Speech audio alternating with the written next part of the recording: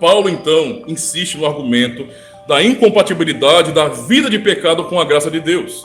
Verso 15 e 16 ele fala bem assim: pois que pecaremos porque não estamos mais debaixo da lei, mas debaixo da graça?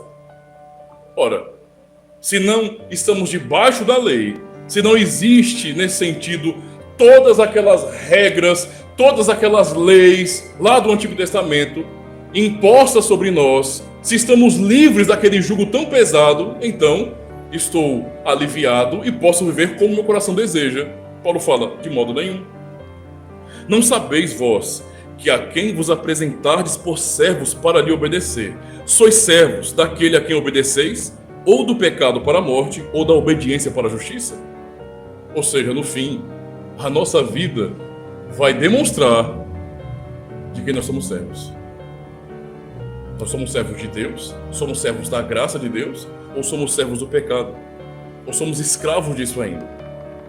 Então percebam que Paulo fala isso para não dar margem alguma para pessoas mal intencionadas naquelas congregações viverem assim.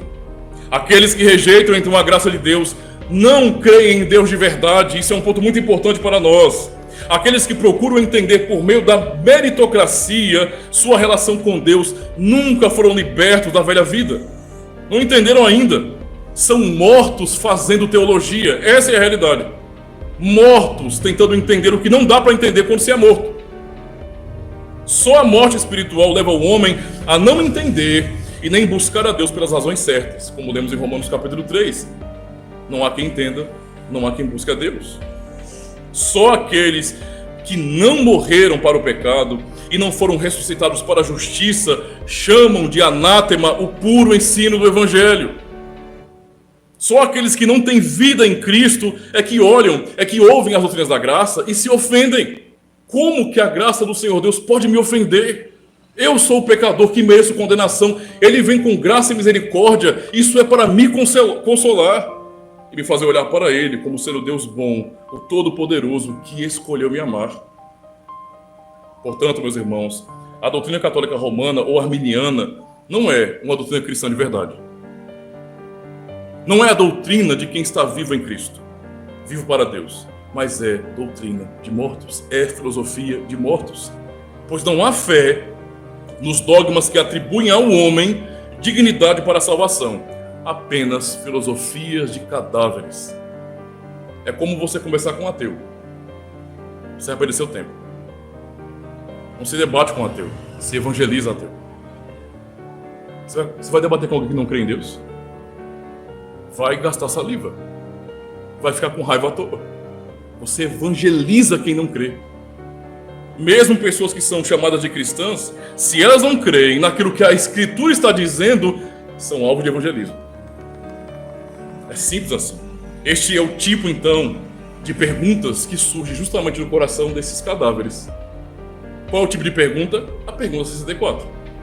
Esse ensinamento não torna as pessoas descuidadas e ímpias? Quem está pensando que ensinar a graça de Deus conduz ao pecado, não sabe o que é vida em Cristo. Não sabe o que são as consequências e os frutos da graça. E a resposta nossa, não é justamente essa. De quem está vivo é essa. Não. Porque é impossível que os que são enxertados em Cristo pela verdadeira fé não produzam fruto de gratidão. É impossível. É impossível. Deus não desperdiça a sua graça. Não há possibilidade de falhas em Deus, em sua graça. Deus não vai se frustrar quando salva alguém. Eita, salvei fulano, regenerei fulano, mas o miserável não me segue. Isso não existe, irmãos. Deus é fiel, todo-poderoso, não é? Ele é quem justifica por meio da fé em Cristo. Ele é quem dá a fé para podermos crer e sermos justificados. Quem foi então verdadeiramente alcançado pela graça de Deus tem nova vida. E por estarem debaixo da graça, vivem em gratidão. Ou como Paulo mesmo afirma em Gálatas 2, meus irmãos. Paulo diz, Gálatas 2, versos 19 e 20. Ele afirma, porque eu, pela lei, estou morto para a lei, para viver para Deus.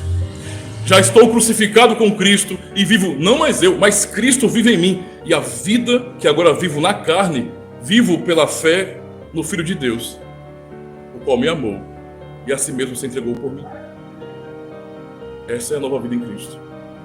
Quem foi alcançado pela graça morreu na cruz com Cristo. Não temos que ter medo de pregar a graça.